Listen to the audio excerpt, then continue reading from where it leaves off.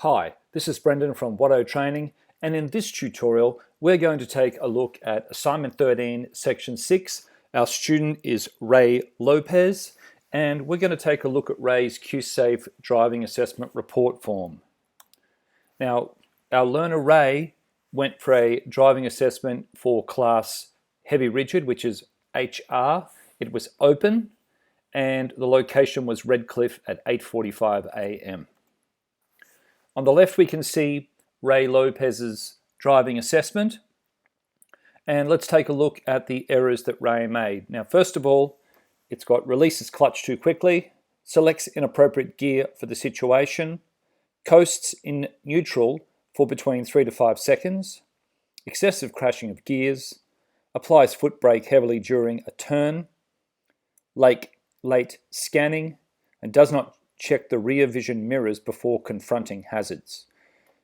In my time as a driver trainer in heavy vehicles, this was quite often the result of a couple of possibilities. This could have been that Ray was extremely nervous, and as a result, managing a road range gearbox became a real challenge for him, and he was all over the place. So that's one possibility. And the second possibility is that he was underdone. He wasn't quite up to that tip-top standard that's required to be able to go out and do a driving test. So it looks like he needs a bit more training, either to assist him with managing his nerves more appropriately, or just to lift his standard, or a combination of both. It could well be something else as well. I'm only just reading into the information as it's presented on the sheet here.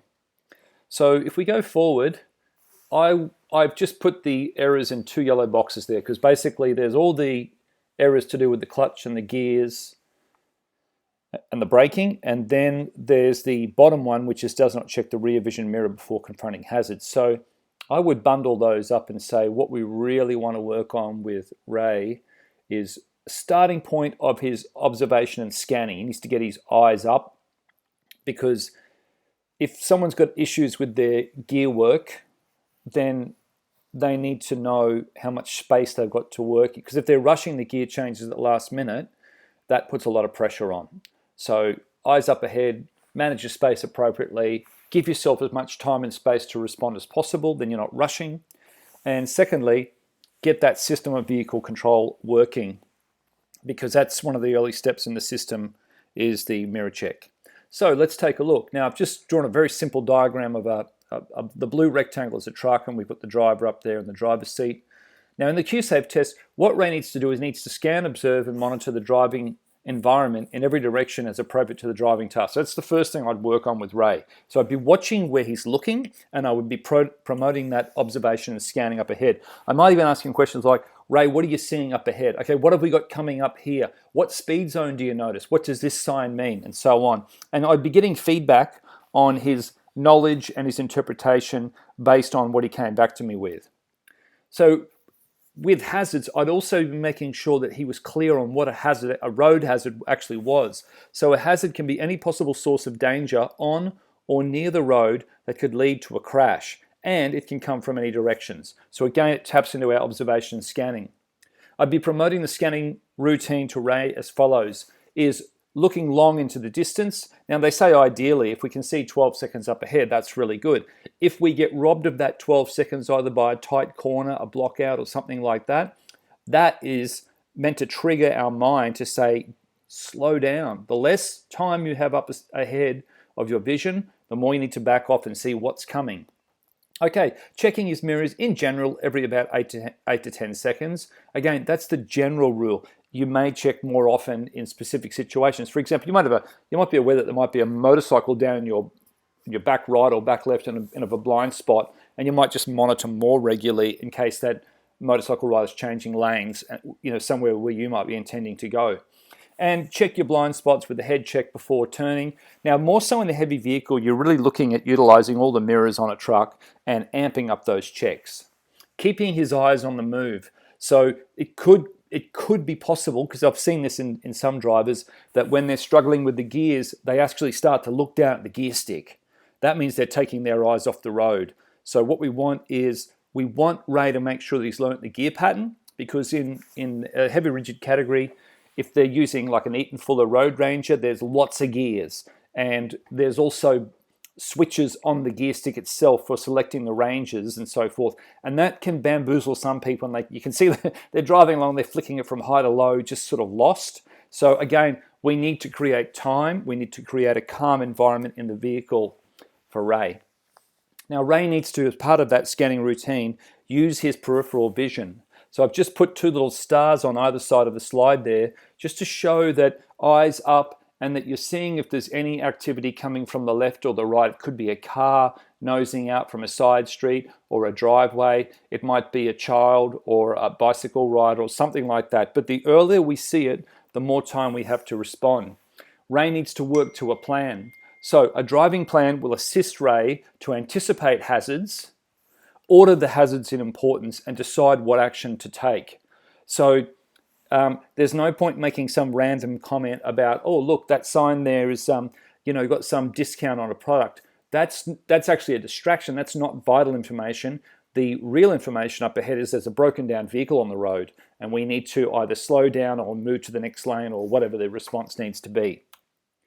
We need to maintain what's called a crash avoidance space. If we come into a situation like this one, the lanes go from 2 lanes to 1, and so a low-risk driver maintains a crash avoidance space completely around the vehicle. So quite often that means backing off and slowing down. The crash avoidance space is managed by adjusting the vehicle's speed and road position. And one thing that is really important to work on with learner drivers is to not just be driving for yourself, but driving for other people as well. So quite often you might know that someone wants to come into a lane or move over or something like that, merging situation. So the driver will either just not go over the speed limit, but just might push up or change lanes or back off a little bit to work together. The more the road system has users who are aiming to work together rather than work against themselves, the less potential there is for road carnage. Okay, so coming back to the one where we said to apply the system of vehicle control. If Ray applies the system of vehicle control, he will be in the right place at the right speed and in the right gear at any given point in his driving assessment and beyond, when he becomes a professional driver. So what we want to do is we want to basically get him very well organized with his driving. So the system of vehicle control, I've laid it out as follows. Step 1 is to plan. So we scan up ahead and we plan what we're going to do. So in this situation, you can see the driver coming up and taking a right turn. So we've made a plan of where the driver's going to go. Number 2, mirror check. But I would say I've just added something in here for a heavy vehicle driver, and that's get off the accelerator. If you come into your corners too hard, too fast, too quick, it can put a lot of pressure on the gear changing, which is what I think possibly has happened with Ray. But a little mirror check just to see what's going on. You might have someone deciding to zip up around the outside, and there's a lot of bicycle lanes now, etc. There's a lot of filtering rules that we need to be aware of with motorcycles. So again, keep that monitoring going. And I say get that mirror check in early rather than too late at the end when you need to be looking at the T section. Number 3 is there to signal. We should give approximately about 5 seconds notice on the indicators. Sometimes, depending on the situation, it might be a little bit less. But the idea behind a signal is to communicate to people your intentions. So if you're following that vehicle, you can see that the driver is intending to turn right up ahead. If you see the left indicator on, the driver up ahead is intending to turn left. So making sure that your learner driver is reading and interpreting the actions of other drivers. And this is why at roundabouts, just to take a sidestep for a moment, we've got to be very wary of only reading the activity of vehicles based on the signaling, because if people should signal and they don't, then we're getting a false message just on that. And if people indicate incorrectly, then we're getting incorrect information. So we're also looking at the speed at which the vehicle's traveling, where the driver's eyes are tending to go, and also the posture of the vehicle, which way is it tending to head, etc. So moving on to number 4 is speed and position. So you notice the driver starting to position the vehicle closer to the center line for the intention of making the right turn and washing the speed off as well. So there's a few different ways you can do that. You can come off the accelerator and work down the gears as well. So you'll notice I've got a few extra gear changes in there because we've got to compare driving an automatic to a synchro to like a 13-speed Road Ranger, it will be different for each of those drivers. So the instructor needs to be down pat on what gear they want to be in when they get up to the T section. Number 5, gears and mirrors. So again, pop a little mirror check, but make sure you don't lose sight of what's happening at the T section, because again, T sections can create T-bones, which is someone running into the side of someone else. You may also have a pedestrian down there wanting to cross the road, etc. So you've got to look for other potential road hazards as well. And finally, take evasive action. So if it's not clear, don't go, pull up.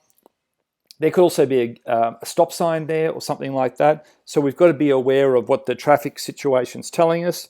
And then again, putting our scanning routine into practice and making sure it's all clear. The bigger the vehicle, the slower you are to take off. So you need more space to get out. So that's one of the big things of going from teaching someone to drive a car to a heavy vehicle and up the higher classes is bigger, slower. They're designed to pull large weights around from A to B, and we need to be driving a heavy vehicle like a heavy vehicle, not like an oversized car. Okay, so Ray was found error with excessive crashing of gears. In fact, he got a specific repeated error because on 6 occasions, his gears were, there was serious lacking in skill, let's say, about how he managed those.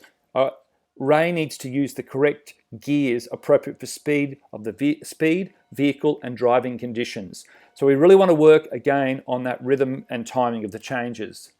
As for his braking, sometimes when people go to the heavy vehicles and they're using the brakes, they've come from driving a car and they think they can do things a lot later.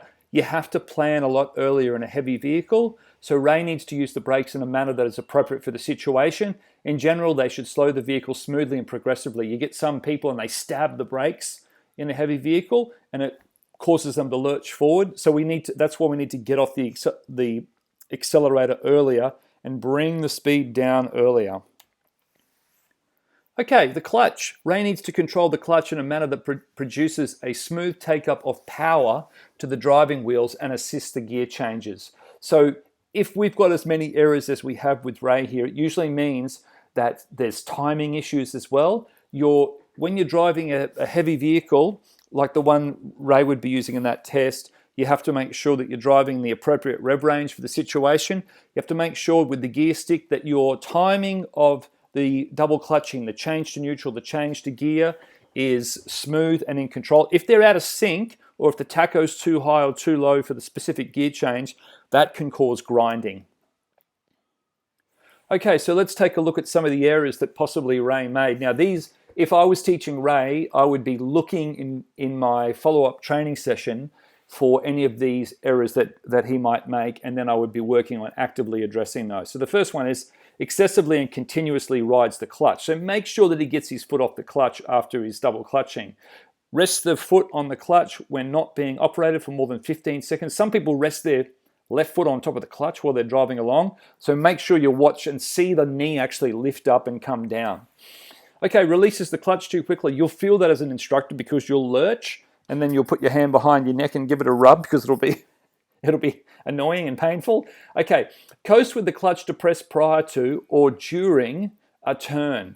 So if the clutch is coming on, you'll feel the vehicle start getting away from you and free rolling. Coast with the clutch depressed for between 3 to 5 seconds. So again, once the changes are made, foot off the clutch because in gear equals in control. Fails to use the clutch in an appropriate manner to maintain control at low speeds. For example, during heavy, slow-moving traffic and reversing maneuvers. The beauty of the truck that Ray would be driving is that you have low gears and you can work down to the gears to just a gear that crawls along nice and steadily. So there's no excuses for that, unless everything changes really rapidly and like someone pulls out and he has to go heavy on the skids. That will slow people down and operates the clutch incorrectly. So again, I won't go into it in any detail here, but driving the Road Ranger, some people who are listening to this would say, oh, I don't use the clutch. In a driving test in Queensland, you have to use the clutch. And secondly, you've got to be aware, and again, I'll just keep this brief, that you just half clutch it because you don't want to activate the clutch brake when you're driving. So we'll do more on that in other tutorials. Okay, so what would my training strategy be after Ray has been unsuccessful in his driving assessment and comes back to me for more training to prepare himself to have another crack at a driving test. So the first thing is I would find a quieter location, which was flat preferably, to work up and down the gears at the start of the training session after the unsuccessful test and help Ray to get his rhythm and timing of gear changes. I'd make sure he scans and plans up ahead, create time and space to respond to changes in the road environment. I'd keep him relaxed and I would not over-instruct. Sometimes you can try too hard as an instructor, but just go for the most important things and keep it brief. He's already had lessons. He's already been through and failed a test. He would have been thinking about what went wrong, etc. So respect the fact that he's an adult as well and will have his own insights. And the more he can take ownership and fix his own problems, the better. So if you as a trainer stay cool and calm, it's more likely the trainee will stay calm. That's one of my guiding principles of driver training. If you freak out and you go crazy and you get aggressive and angry and all those things, it will have a rub-off effect and be more likely to destabilize the trainee. If you do need to guide him, don't overload him and don't talk too much. No idle chit-chat, because this guy's failed. He's going to be out of pocket on some fairly serious coin from this experience. And if he goes again and fails again, it'll be even worse for him. Secondly, Ray might have had a job lined up that he needed this license for. So there's a whole range of factors that are really hurting him in his credit card in this situation. So we need to be very respectful. It's not just, oh, did you watch the cricket on the weekend? Now, I know some people would be listening to this saying, sometimes small talk calms people down. Okay, well, keep it brief. You can do that little bit of a calm down, but focus on what you're there for. You're getting paid some serious money to help this guy. You're getting paid money to help this guy fix these problems. So make that the central focus of the session. Okay, let's continue on. Once he's got his rhythm and timing, start introducing more corners, left and right, uncontrolled and controlled. Traffic lights, give way signs, give way lines, stop signs, stop lines. That will help him get up and down the gears, scan and plan, and make decisions. We also have that issue of did not check the rear view mirror before confronting hazards, so you could make sure that he applies the system of vehicle control. So start to bring in the roundabouts, and then once he's got all that working, start to bring in the hills, up and down hills and corners. That's usually a good sign of how competent someone is that they can manage the vehicle in those situations. And again, I'm saying it again, I know I can hold up a pretty serious end of a conversation if I want to. So I have to discipline myself. No idle chit chat. Let him focus and concentrate, but keep him calm. If he makes a mistake with the gears, let him have a go at fixing the problem himself first, then gently guide him if needed. Okay, if he loses his rhythm and timing, go somewhere and do a reverse around the corner and break up the session and then reset and start again. It's quite difficult for human beings to concentrate for extensive amounts of time. They often need a little reset or a little buffer, and go and watch any cricket, like test match cricket where they bat for long periods of time. You will see the batsmen, they will have their set routine, they'll probably readjust their gloves, readjust their pads, etc. They have a lot of tics and superstitions, cricket players, but the point being that they reset for the next ball because they know there's a little switch off in between balls and then it's game on again. They don't bat in the center all day with maximum concentration because also it can drain your energy. So what we've got to do is we've got to assist the driver, not just to work on the skills, but to work on the strategies and the self-management. Okay, you want Ray to be able to manage himself. At the end of the day, he's going to go and do another driving test. And the outcome will either be successful, unsuccessful, or test terminated. Now, the last two there, they're not successful, so that means he'll be up for it again.